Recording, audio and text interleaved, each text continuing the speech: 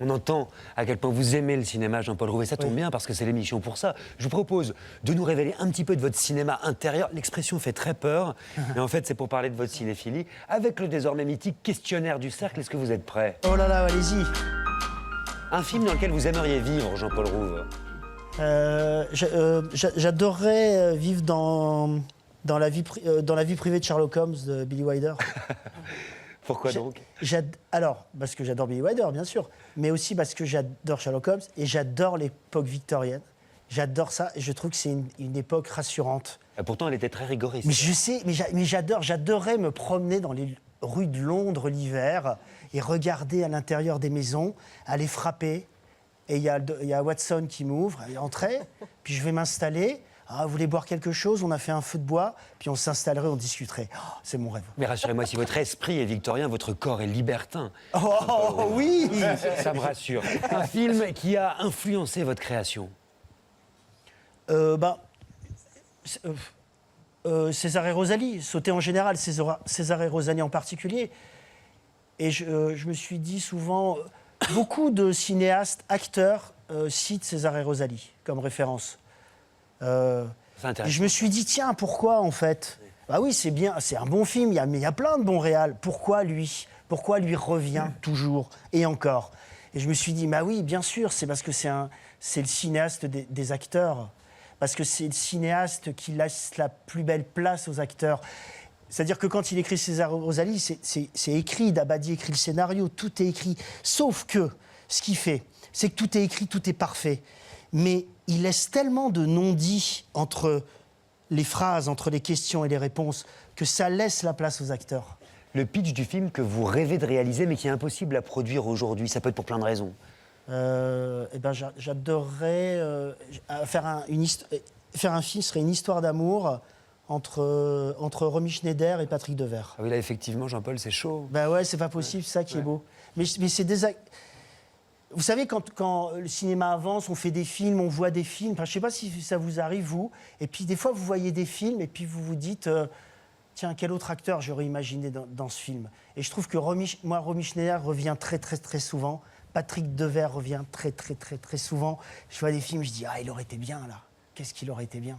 Quel conseil est-ce que vous donneriez à un jeune cinéaste, un cinéaste qui débute pour son tout premier film? De se tromper, quoi. Vas-y, c'est ton premier film, t'as le droit à toutes les erreurs du monde. Trompe-toi.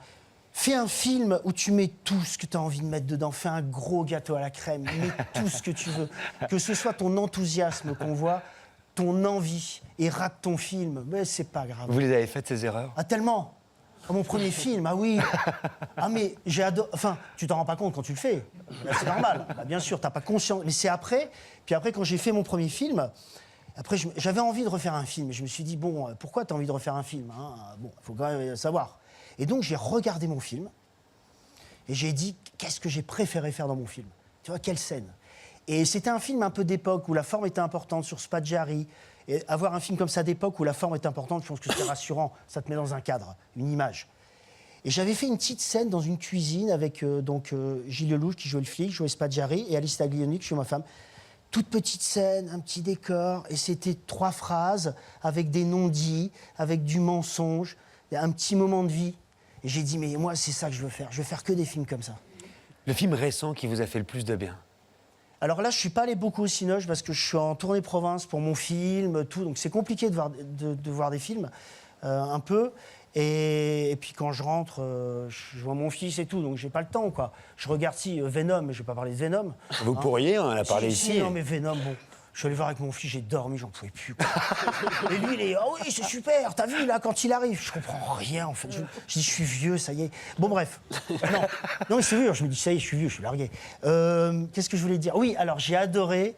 J'avais vu Guy, le film de Alex Lutz. Regardez l'orgasme de Marie Sauvion à ma droite. T'es d'accord? C'est gratos. Un peu discret, quand même.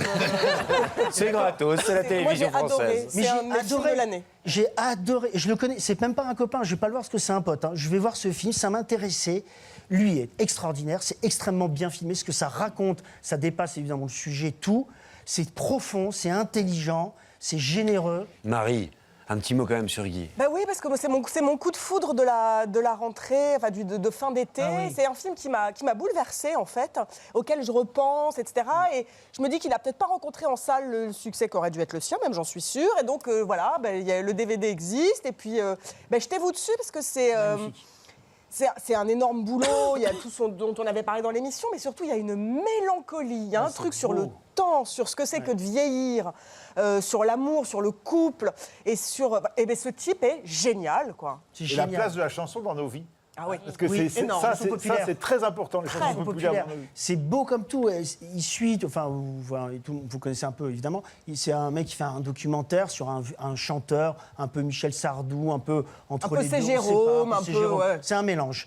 Et il le suit, il fait un documentaire. Et il y a un moment dément, je trouve dément, à un moment quand l'autre dit, je crois pas que je le vois, que tu me suis là, que tu me prends pour un con en fait. Ça c'est magnifique, ça, ce retournement. Tu crois pas que je le sais pas?